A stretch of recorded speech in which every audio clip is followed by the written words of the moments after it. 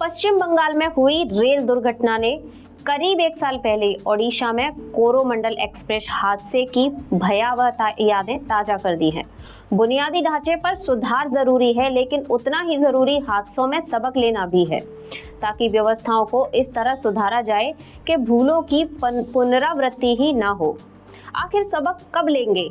नमस्कार दोस्तों, मैं आरती शर्मा और आप देख रहे हैं TNF टुडे।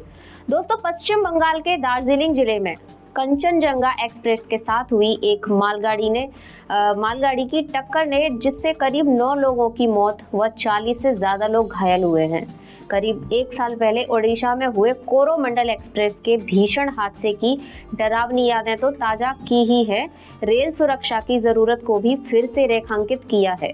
हालांकि अभी आधिकारिक रिपोर्ट नहीं आई है कि कंचनजंगा एक्सप्रेस और मालगाड़ी की टक्कर होने की वजह क्या थी, लेकिन प्रारंभिक रिपोर्ट बताती है कि कोरोमंडल एक्सप्रेस हादसे की भांति ताजा दुर्घटना मुख्य रूप से श्रीलंगित त्रुटि की वजह से हुई।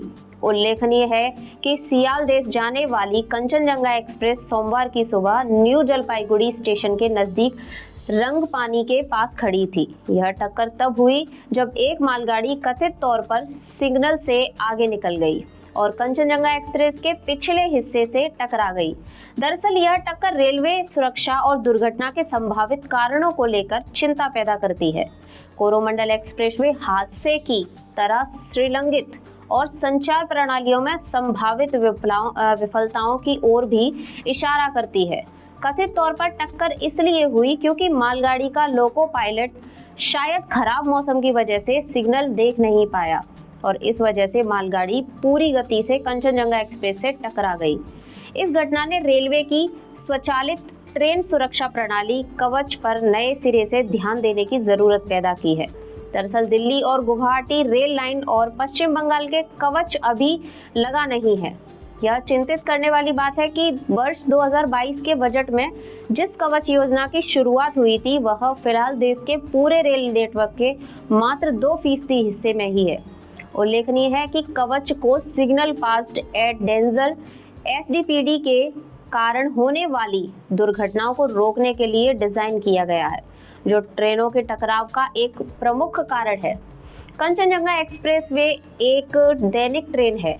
ऐसे में इस दुर्घटना ने रेल कनेक्टिविटी पर असर को लेकर चिंताएं बढ़ा दी हैं, खासकर चिकन नेक कॉरिडोर पर, जो पूर्वोत्तर शहरों को देश में बाकी हिस्सों से जोड़ता है। इस संदर्भ में रेल सुरक्षा पर कैंग की पिछली रिपोर्ट भी ध्यान देने योग्य है, जो पटरियों के रखरखाव फंड के उचित इस्तेमाल न होने की बात उठाती है। बुनियादी ढांचे में सुधार, अत्याधुनिक तकनीकों का उपयोग और कर्मचारियों का समुचित प्रशिक्षण जरूरी है, लेकिन उतना ही जरूरी हादसे से सबक लेना भी है, ताकि व्यवस्थाओं को इस तरह सुधारा जाए कि भूलों की पुनरावृत्ति ना हो। तो दोस्तों, आपकी क्या राय है इस ट्रेन हादसे को लेकर के? हमें भी आप कमेंट करके बताइएगा। धन्यवाद।